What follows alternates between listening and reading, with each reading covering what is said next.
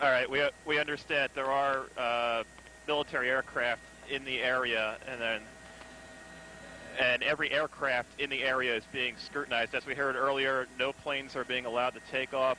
Nationwide, all planes that are in flight in this area, in this region, are being checked out thoroughly, and once those aircraft are removed from the area, they will not be allowed to take off at all. Virtual no-fly zone, no aircraft within any distance of Manhattan at this time. That's completely understandable. Jim, we know you're about 5-6 miles away from downtown Manhattan, but from your vantage point, what update, if any, can you give us on what you're seeing along the streets there? Well, Michael, we can tell you that some of the smoke, dust, and debris is starting to clear out.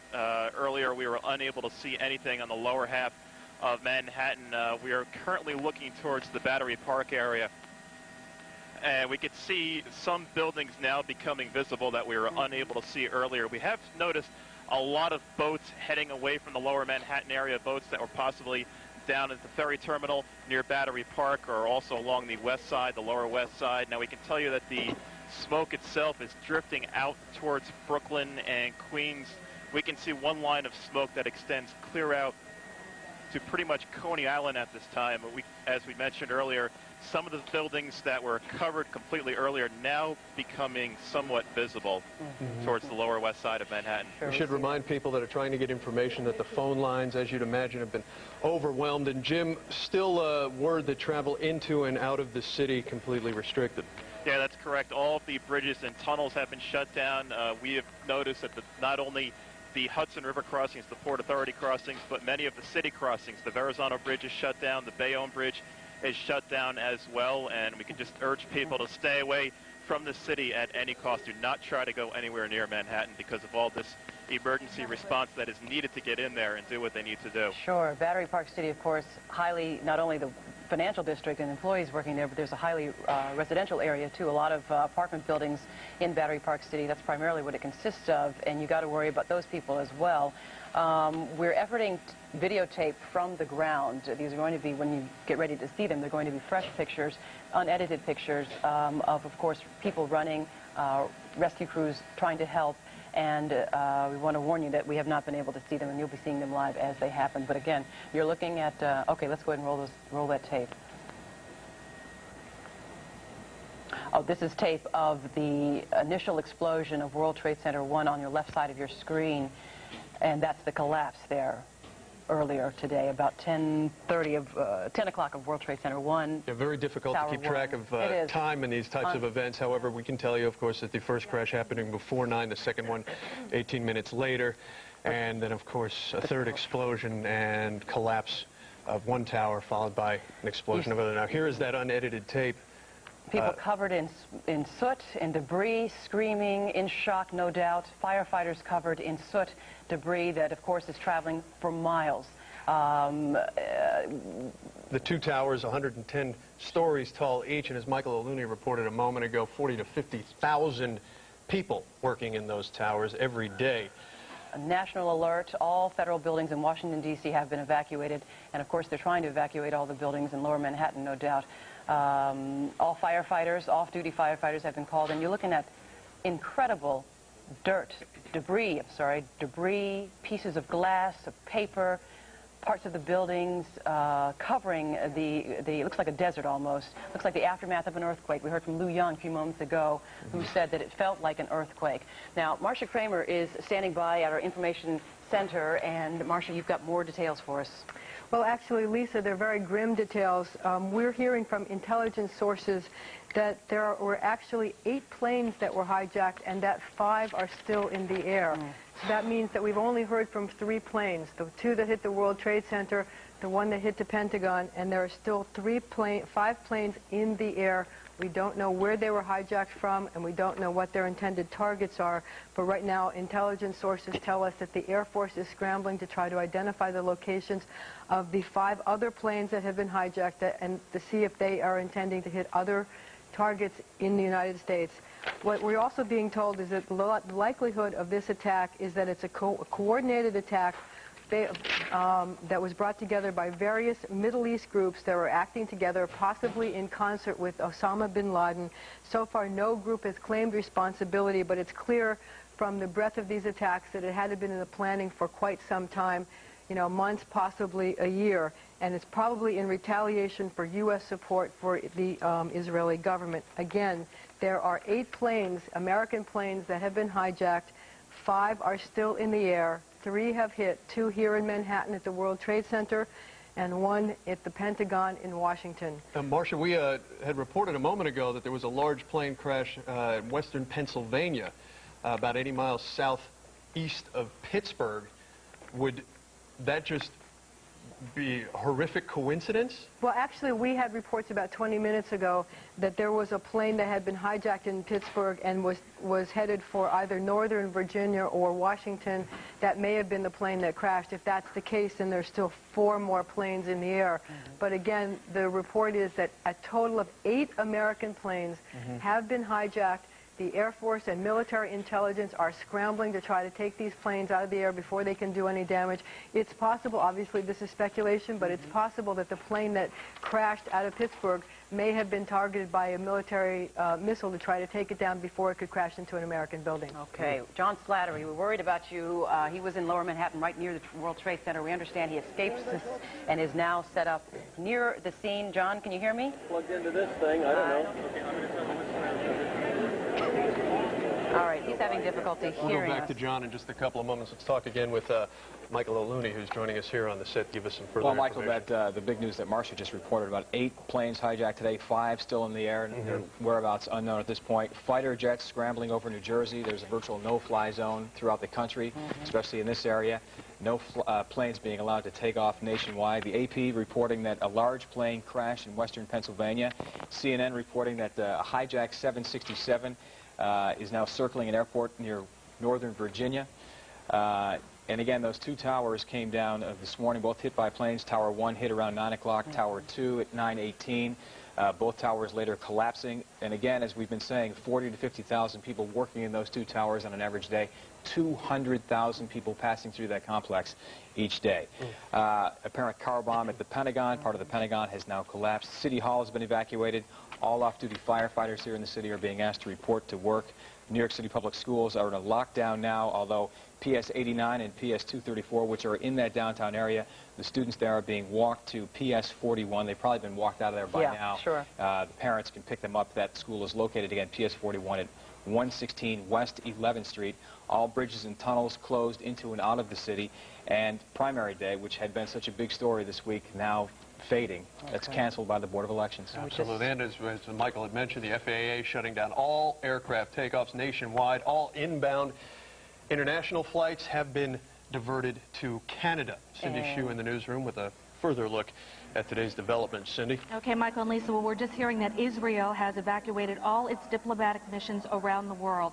Again, Israel's evacuating all its diplomatic missions throughout the world. And then we're also getting state by state, the way each state is reacting to these attacks. New York State specifically, security has clamped down across our state, and there were plans to increase security at border points. Governor George Pataki has canceled his New York City events. Let's go to New Jersey, where airports and river crossings to New York City are closed. Traffic is reported snarled on the Jersey Turnpike. Path commuter trains canceled. And Newark International Airport, there are officers with shotguns block the road leading to Port Authority offices and the air traffic control. There is no service into New York City on the LIRR or Metro North. And again, we've told you that subway service is shut down here. Now, as far as I know, people trying to find out about their loved ones, we keep telling you that the phones in the city are overloaded, so we're having a lot of trouble getting through to people. But a lot of what's happening is people are being brought to New York, the downtown hospital, NYU downtown. Set up by the fire department for firefighters to take off their bunker gear and to try to get the soot out of their noses, out the powder out of their noses, out of their mouths, and off of their heads and their eyes. There are people that still, there are cars around that are covered with this thick soot. And Carol Marin from 60 Minutes was one of those inside. I'm going to hand this over to you now, Carol. John, I can't hear, so I don't know who I'm talking to. I just came out of and around Battery Park. After the second tower went down, I was trying to make my way to a CBS crew or to try to help CBS crews if I could. And then, I don't know what it was, John, but another explosion, a rolling blast of fire, a rolling column of fire towards us. if my respect for fire and police already knew no bounds, given the danger, it now exceeds what I thought it could, because a firefighter threw me into the wall of a building, covered me with his body as the flames approached us. And another police officer in New York named Brendan Duke, wherever he is, got me through smoke that neither one of us could see more than about a foot ahead of us. There are still people in there, excuse me, I've breathed a fair amount of soot. The personnel, the police and the fire working in there are doing so against really dangerous odds, and they still don't know if there's something else left to explode, John. Where were you at the time? I was, not being a New Yorker, you'll have to help me here. I came around Stuyvesant High School, and that street is North End, and I came up and asked if anyone had seen a CBS crew. And I was directed by a firefighter who said, walk down the middle of the road because you don't know what's going to come down. At which point we heard a rumble like I've never heard before, and a firefighter ran towards me. We ran as fast as we could. I lost my shoes. I fell down. He picked me up and slammed me into a wall and covered me with him until we could make it more to safety. Was this from the first rolling blast or the second? John, I looked at my watch. It was about 10:44 is what my watch said. So it was after the second, I think, the second tower explosion. All right, Carol Marin from CBS 60 Minutes. I'm John Slattery, back to the studio. All right, John, thank you. We're going to go to Marcia Kramer now. She's got another update for us. Marcia?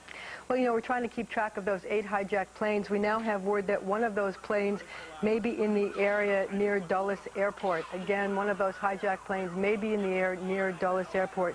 We seem to have been able to account for a total of 5 of the planes. There's the one in the air right now near Dulles. There's one that we now have unconfirmed reports that crashed near Somerset County Airport in western Pennsylvania, and there are the 3 that have struck American targets, 2 at the World Trade Center and 1 in Washington at the Pentagon. That's 5. The question is, where are the other 3 planes and where are they headed? Again, we do have a report that one of the 8 planes that have been hijacked is on its way somewhere near Dulles Airport, some target in the Texas area. Back to you, Lisa and Michael. Okay. Marcia, thank you. Just to quickly recap, if you're just now joining us, you're looking at live pictures on the left side of your screen of a scene that cannot be described. The World Trade Centers hit by hijacked planes, exploding, collapsing. You're looking at crews as they scramble to help anybody at all. 50,000 people work at the trade centers. 200,000, Michael O'Looney reporting, move through that area every day. And we spoke a moment ago with John Slattery, who is just north of the trade center site at West Street and Murray. David Diaz also on the phone. He's down in Lower Manhattan with further details. David? Well, this is the situation. Some people remember the phrase in the movie The Day the Earth Stood Still. Well, it was kind of like that for New York City today as I was making my way down the streets. The people standing still, pouring out into the streets, looking in awe, amazement, shock, and grief and anger at what they were seeing in front of them, what used to be the World Trade Center towers up in smoke. The streets full of people also running, however, so not everyone was standing still. People were running north, people bending over from exhaustion, other people just hyperventilating from the shock of it. Other people around phone lines, in front of phones, some of them on the phone, crying hysterically, others trying to calm them, other people very anxious and getting very upset, trying to get to a phone to find out whether any of their loved ones were in the area as they suspected they were. You had other people coming to their aid, comforting them, having them sit down, bringing them water. Tremendous cooperation on the streets of New York City this morning in this tremendous shock wave, not the shock wave physically from the buildings themselves, but a shock wave that terrorism had apparently struck so forcefully and so visibly to everyone here, and people just poured out of their offices. Work will not be done in New York City today as everyone is out on the streets. The subways where I started before finally they were closed down, people pouring out of subway entrances. but usually there were announcements in the subways, in fact, what had happened, so people knew what this was all about.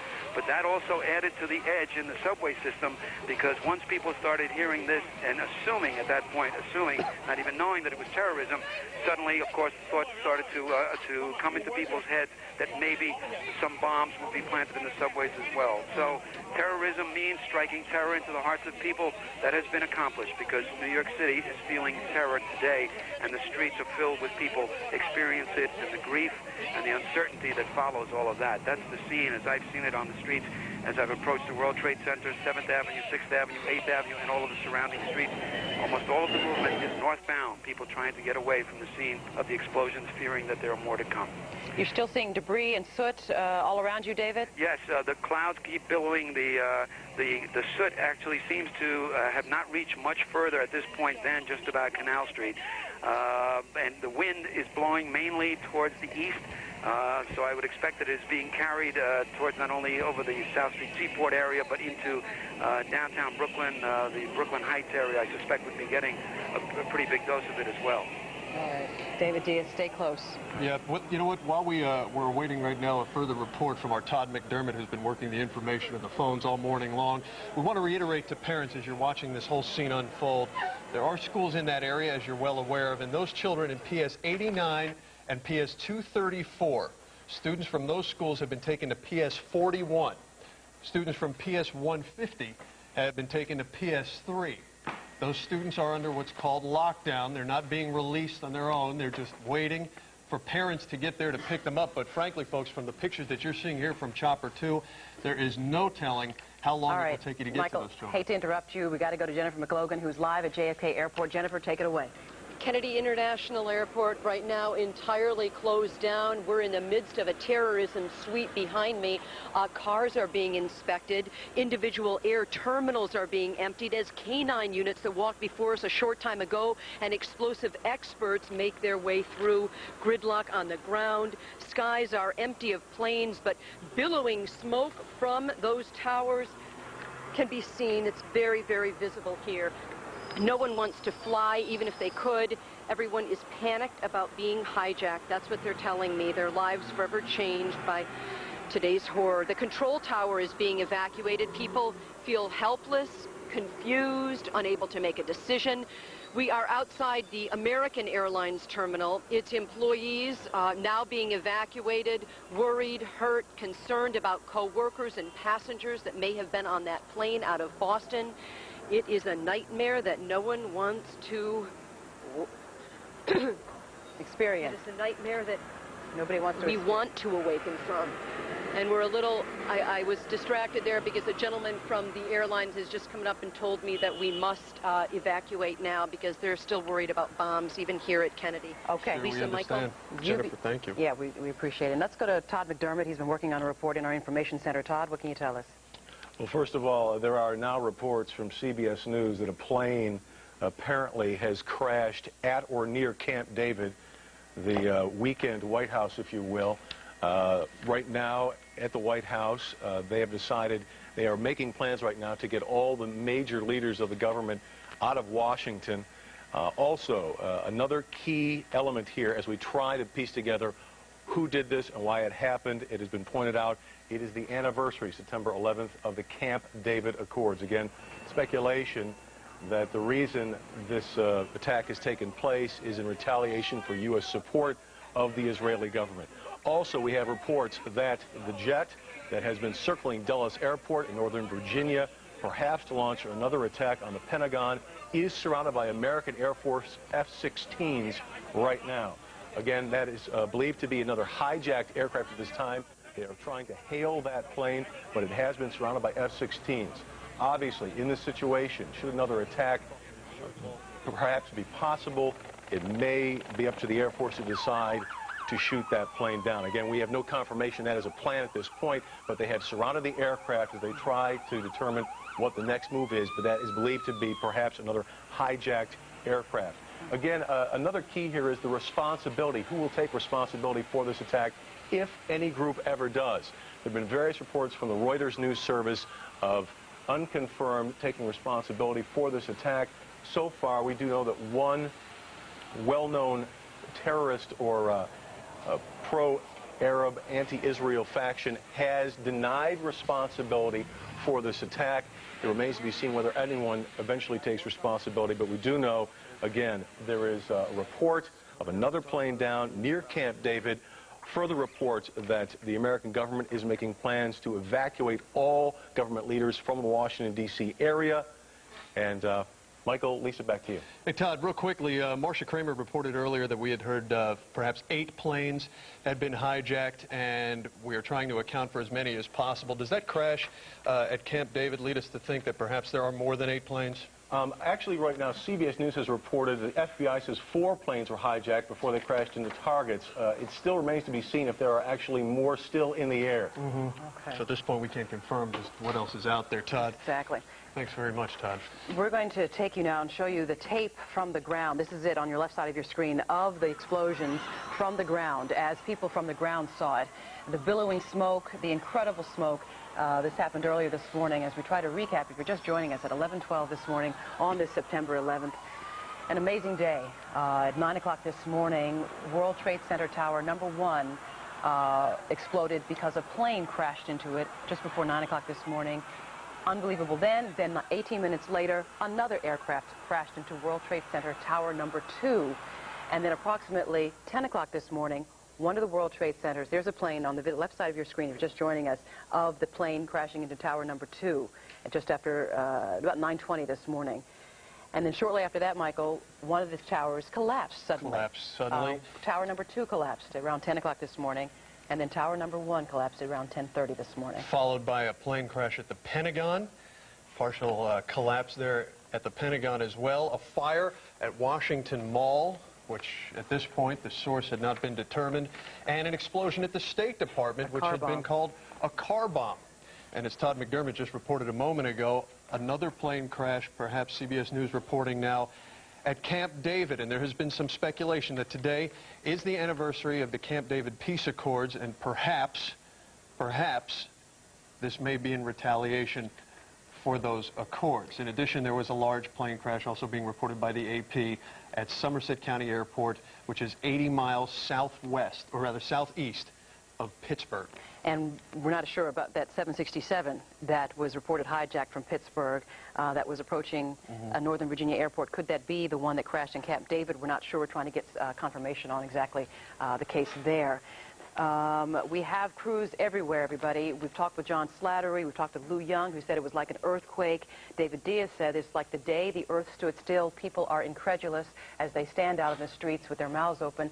Soot covering a lot of people. You're looking as we roll the videotape of people coming out of the buildings in the financial district covered in a kind of an ash, a soot from the debris that had been falling, and of course the black smoke, as you look live from Chopper 2, continuing to billow from lower Manhattan. And we'd reported earlier that Governor Pataki was to spend the day in Manhattan, and we have finally received a statement from the governor's office in regard to these attacks at the Trade Center today. He says today's horrific incident at the World Trade Center, which appears to be part of a coordinated terrorist attack, is a tragedy of unspeakable proportions and a crime against all Americans and all decent people around the world. And as you had heard, President Bush, who addressed the nation shortly after the second crash around 9:20 this morning, saying that he had been in contact with Governor Pataki as well as Mayor Giuliani. We had been awaiting word from both men, but obviously emergency situation takes precedent over speaking with the media. Now, we really don't have to reiterate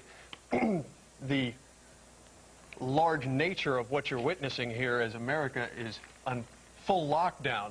Michael O'Looney joining us now with a further look at the details today. Michael? Well, I'm just being handed a note that Bellevue Hospital now confirms that at least one person is dead in connection with all of this. Again, Bellevue confirming at least one person dead there. Do you want to take a wider look at what's happening nationwide, at what some of the states are doing as they try to react and take precautions after all of this? In Virginia, the Navy installations throughout Hampton Roads, that's the home of the world's largest Navy base, have been placed under increased security conditions called ThreatCon Charlie. ThreatCon Charlie is implemented when an incident occurs or when intelligence is received that some form of terrorist action is imminent. In New Jersey, the airports and river crossings to New York City have been closed. Traffic snarled on the New Jersey Turnpike. PATH commuter trains have been canceled. At Newark International Airport, officers with shotguns have blocked the roads leading to the Port Authority offices and the air traffic control tower. In Minneapolis, the Minneapolis-St. Paul International Airport has been shut down. The IDS Center in downtown Minneapolis, that's the tallest building in the state, has been evacuated. In Georgia, all flights at Hartsfield Atlanta International Airport, the nation's busiest, have been stopped. The CNN Center, the world headquarters of the cable news network, have been closed to the public, although journalists at CNN and the AP have been allowed to remain inside to report the story. In Maryland, officials have tightened security throughout the state. Extra security measures instituted at Andrews Air Force Base. In North Carolina, military bases prepared for a possible change in status. At Raleigh-Durham International Airport, a spokesman says a strategy meeting is now taking place with the FAA. In South Dakota, all commercial flights have been grounded. In Pennsylvania, the Philadelphia International Airport has been closed. The National Park Service officials are meeting to determine whether the city's high-profile tourist attractions like the Liberty Bell and Independence Hall should be closed. In Colorado, city and state officials have stepped up security around government buildings. City opened emergency preparedness offices in the basement of City Hall there. In New York State, security clamped down across the state, as we've been reporting all morning. There are also plans to increase security at border points, and Governor Pataki has canceled all of his appointments for the day, issued a statement just a short time ago. In California, the state has been put on high alert. The state's emergency council, governed by Governor Gray Davis, has requested heightened security at all state buildings. In Tennessee, the Department of Energy's nuclear weapons and research complex in Oak Ridge has been put under heightened security. All flights from Tennessee's major airports have been grounded, and planes were not allowed to land. In Kentucky, the Southern Governors Association has canceled its annual fall meeting, so governors of Arkansas, Georgia, Louisiana, Mississippi, Tennessee, Kentucky, and West Virginia could head back to their states to take care of this crisis.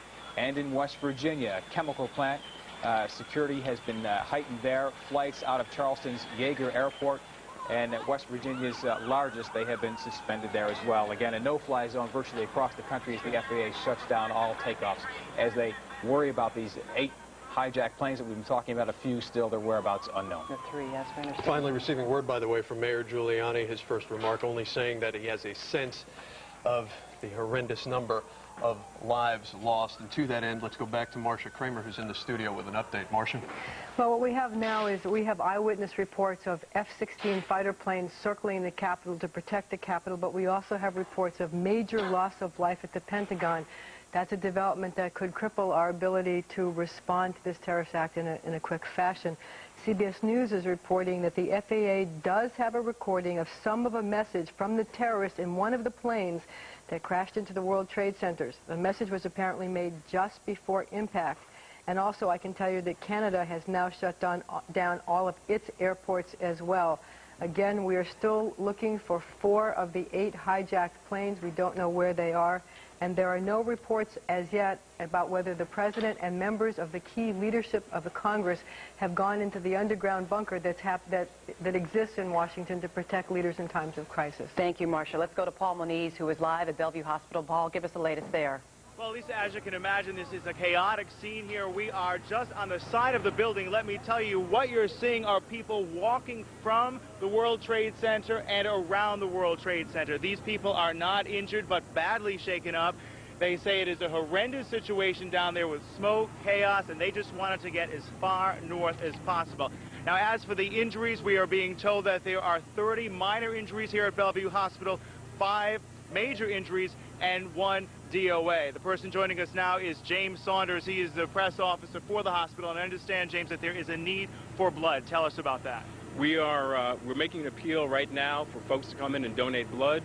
We'd like to just invite anyone who's available within this surrounding area to come on in. We have our blood donor room set up, and we'd like to also invite phlebotomists to come in and also help us to help draw that blood from those volunteers. At this time, I'd like to introduce you to Mr. Carlos Perez. He's the Senior Vice President and Executive Director of South Manhattan Healthcare Network in Bellevue Hospital. Carlos, the concern people have is the numbers of potential people who could be injured. Is this hospital ready to accept this large number of people? The answer is yes, and you can help us by passing that word out immediately. We have full coverage of Physicians and nurses, other HHC facilities have volunteered and are sending significant number of nurses as well as buses to bring them here. So we're all set. We've set up a temporary burn unit. We also have a backup at Jacoby Hospital's burn center as well. So help us to get the word out that we can get more patients to be treated here.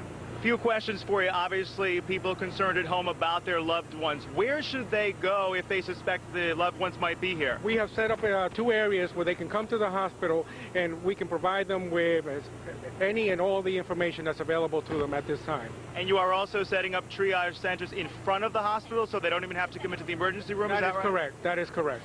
Okay, again, more blood needed here at Bellevue Hospital. An urgent situation as more rescues arrive. And, of course, we will keep you posted. I'm Paul Moniz reporting live from Bellevue Hospital. Back to you. Hey, Paul, real quickly, how accessible is Bellevue if they're asking for blood donors? Well, it is accessible. They do have enough blood now. This is just a precaution because they know more people are coming. We saw a lot of people in the front of the building at 27th Street and 1st Avenue willing to donate blood, but they hadn't organized yet, and some of these people were getting a little concerned, saying, hey, I came all this way to donate blood, please take me. Obviously, the hospital is now organizing that and is calling on more people to come here. But again, this is a large level 1 trauma center, the 2nd largest in the country, and it is equipped to deal with large emergencies. But as one person told me who works in the hospital, this will test the mettle of everyone who works here. Okay, thank you, Paul. And to recap, as far as he's concerned, Bellevue Hospital is reporting 30 minor injuries, 5 major, 1 DOA. We're going to go to Whitney Casey in just a moment, but first let's take it to Todd McDermott, who's got an update for us in our information center. Todd?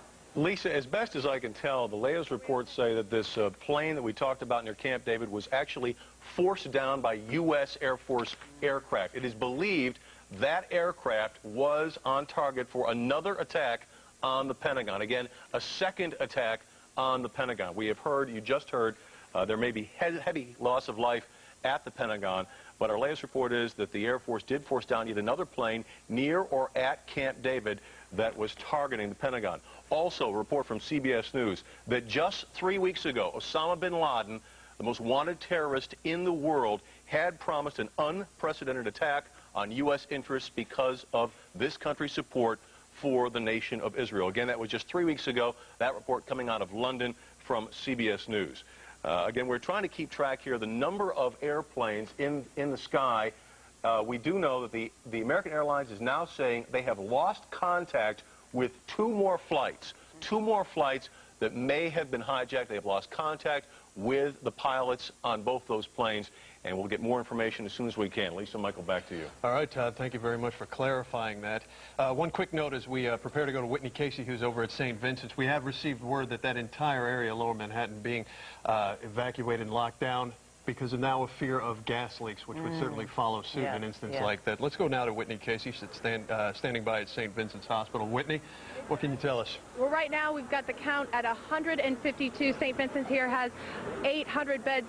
Right now joining us is Mark Ackerman. Mark, you said that you guys are in a desperate situation for blood. Right now you have 200 people lined up to donate blood. Yes, one of the challenges that all of the trauma centers are facing right now is blood. We certainly have enough blood at the moment, but considering the numbers of patients that are coming to us and the speed at which they're coming to us, we know we're going to need blood. There are blood centers being set up around the city, and we encourage all New Yorkers to please go donate blood. So you said 152. What kind of injuries? Currently, we've had a wide range of injuries from broken bones, smoke inhalation, a number of burns, and some relatively minor injuries. But they're getting more serious now as the time goes on. Now, I've seen there aren't a lot of ambulances that are coming through here right now. That's because you guys have some triage set up? Right. We have 2 triage teams set up now downtown. They are triaging the patients with EMS to the appropriate facilities all around the city. Being a trauma center, we will now begin to get the most severely injured patients here and at Bellevue. Now, you said there's a number that people can call to find out if their family members, how they're doing, if they are here at St. Vincent's. What is that number? Correct. The correct number here at St. Vincent's in Manhattan is 212-604-7285. Thank you so much, Mark, for talking with us. Now, we do have some information on where you can go donate blood because they are saying here they are in a desperate situation right now. 200 people lined up here at St. Vincent's. There is a place at Citicorp, 310 East 67th between 1st and 2nd. You can also go to the Red Cross on 150 Amsterdam at 67th. Columbia Presbyterian, there are also a couple places in the 5 boroughs. They said that all the hospitals in the boroughs are opening up to donate blood. That is the most important thing right now. If you can, you need to get out and donate blood. As they said right here, they have enough blood, but they say that in the next hour or 2 hours they will be in a desperate situation. Right now, 152 people here at St. Vincent's reporting live. Whitney Casey, CBS 2. Okay, Whitney, thanks for that report. We'll check in with you in just a few minutes. We're awaiting a press conference, by the way, from American Airlines. Should be coming up here shortly, but in the meantime, they have issued a statement saying only that they have lost 2 aircraft carrying 156 people. And we heard from Mayor Giuliani just a few moments ago. He issued a statement anyway, and he said, quote, "I have a sense it's a horrendous number of lives lost." Michael O'Looney joining us now with a recap of just what's happened today. Michael. Yeah, Michael, a recap of today's horrific events. Shortly before 9 a.m., a plane crashed into the World Trade Center. That plane, American Airlines Flight 11, was hijacked from Boston. It was headed for Los Angeles.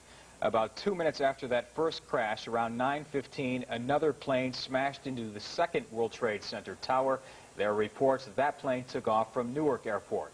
About 30 minutes later, at 9:45, an airline crashed near the Pentagon just outside of Washington, D.C. Then around 10 a.m., the first tower, Tower 1 of the World Trade Center, collapsed to the ground. At about the same time, a large plane crashed in western Pennsylvania, about 80 miles southeast of Pittsburgh. About 20 minutes later, around 10:20, the State Department was evacuated due to reports of a car bomb. And at 10:30, the second tower of the World Trade Center also collapsed. About 8 minutes later, there was a fourth explosion at the World Trade Center. Since then, the White House, the State Department, the United Nations, and the Sears Tower in Chicago have all been evacuated. Terrorist precautions have been put in effect all across the country. Monuments and museums in Washington, D.C. are closed. All air traffic has been halted nationwide. Here in New York, today's primary elections for mayor have been canceled, and the SEC has been closed. All the financial markets shut down. Subway service in New York is stopped, as well as a number of other commuter bus and train lines. That's the latest. All right, thank you, Michael, for that report. Let's go to Cindy Hsu. She's been in our newsroom all morning long. She's got an update for us as well. Cindy. Okay, we're getting more updates on the actual planes involved in these crashes.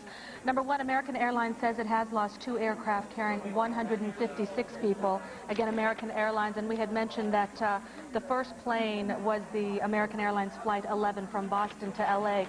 We're also hearing from United that it is missing 2 planes. One of them is Flight 93, which was from Newark to San Francisco. Again, United Flight 93 is missing from Newark to San Francisco. We're also getting word from the emergency rooms at NYU Downtown Hospital, and we're hearing that the victims are telling doctors that people were falling off buildings and that they were seeing death all around them. And very quickly, I just want to go over what is closed in the area once again, and that is the Lincoln Tunnel, the Holland Tunnel, the GW Bridge, all airports, the Queens Midtown Tunnel in Manhattan, the Brooklyn Battery Tunnel in Manhattan. All subways are now closed. The Empire State Building and all other landmarks. The SEC has closed all financial markets today, and New York City public libraries are closed. And again, we are waiting to hear from American Airlines. A press conference they're supposed to have after 11:30, and they should have a lot to say since it was one of their planes that hit the First World Trade Center. And one other information we're getting from the phone company is do not use the phone unless it is dire emergency, because once again, people are having a really hard time getting through as they try to find, friends or family that were in the lower Manhattan area, or even students in classes. And we have said that the schools are in a lockdown, although some of the students are being moved to other schools where parents can pick them up. And I can quickly go over those schools with you. Again, it's PS 89 and PS 234, and those kids are at PS 41 now, and that's at 116 West 11th.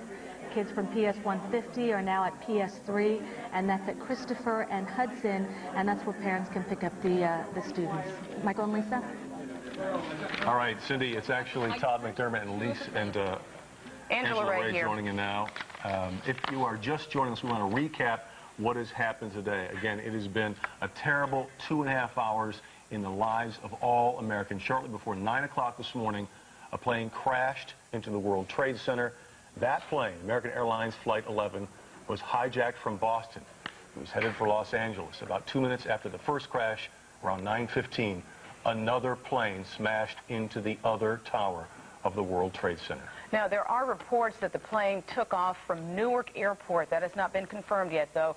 About 30 minutes later, at around 9:45, an airplane crashed near the Pentagon, just outside Washington, D.C., in Northern Virginia. Around 10 a.m., the first tower of the World Trade Center collapsed to the ground. It was quite a sight to see.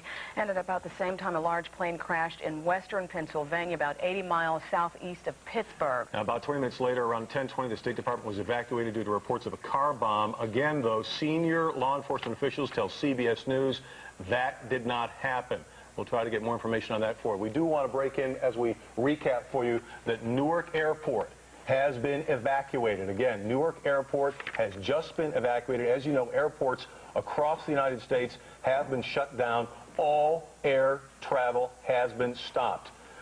We do also want to tell you about the plane that was forced down near Camp David. There was an attack on the Pentagon. We do have confirmation now that a second plane that was due apparently to attack the Pentagon was forced down by F-16 fighters. Let's go back to recapping what happened this morning earlier. The second tower of the World Trade Center collapsing. About 8 minutes after that, a fourth explosion at the World Trade Center, perhaps at the base of the building. Now, since then, the White House, the State Department, the United Nations here in New York, the Sears Tower in Chicago, all evacuated. Terrorist precautions have been put into effect all around the country. Monuments and museums, as you might expect, in Washington, are closed. All air traffic has been halted, as Todd mentioned earlier. Any airplane, as a matter, any aircraft that was in the air was being told to land at the nearest airport immediately, if not sooner. Also, the SEC has closed all financial market subway service in New York is stopped, as well as a number of other commuter bus and train lines. The president came out at about 9:30. He's in Sarasota, Florida. He was actually talking to some kids there, and he said that this is obviously an apparent terrorist attack on the United States. Again, at that time, since that time, much more information has come in. We should point out as well that not only has no one taken responsibility for these attacks, but we are still in full attack mode, attack alert mode throughout the United States, anticipating perhaps more attacks. As many as 8 planes may have been hijacked today. We do not have, the FAA does not have contact with all those planes. At least 4 are accounted for. We have 2 that struck the World Trade Center, 1 that crashed in western Pennsylvania, and 1 that was forced down by U.S. Air Force fighter jets near Camp David. Again, that plane apparently was on its way to launch yet another attack at the Pentagon. We do believe there are significant casualties at the Pentagon. It has been evacuated. Now, the first plane that crashed into the World Trade Center was an American Airlines flight. We are expecting to hear from American Airlines at any moment. We will bring you that press conference live. Mayor Giuliani has had very little to say other than this is obviously a great tragedy. Angela, I want to go right now to Cindy Hsu in the newsroom with an update for us. Cindy. Todd, we have some very grim numbers right now. American Airlines is reporting that 164 passengers and crew are dead. Again, American Airlines reporting 164 passengers and crew dead. And we're dealing with 2 different flights. American Airlines Flight 11 from Boston to L.A. and American Airlines Flight 77 from Dulles to L.A. Also, United Airlines confirms the flight from Newark to New Jersey to San Francisco crashed near Pittsburgh. We are waiting to hear more from American, and United Airlines was the other plane, the other carrier that was involved with getting their planes hijacked, and there are 2 flights that are United. All right, Cindy, thank you very much. Now, we understand there was major loss of life at the Pentagon with that